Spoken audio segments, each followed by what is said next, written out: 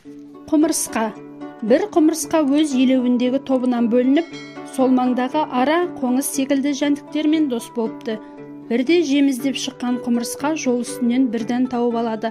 Жалғыз өзі әрі-бері әуреленіп, дәнді орнынан қозғалта алмайды. Сонан соң көмек сұрап, өзінің қанатты достарын іздейді. Бір уақытта гүлден гүлге қонып, шырын жинап жүрген араға жолығады. Құмырсқа: досым, бірден тауып алып едім.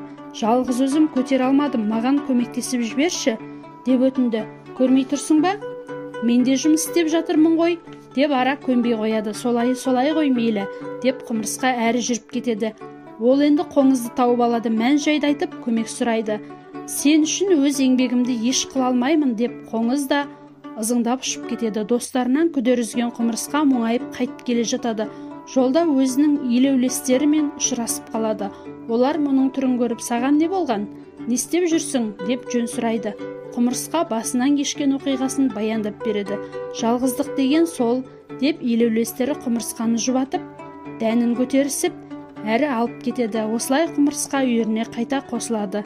Жаңа достың қадірі ескі досқа жетпейді деген екен. Сонда бір кәрі құмырсқа: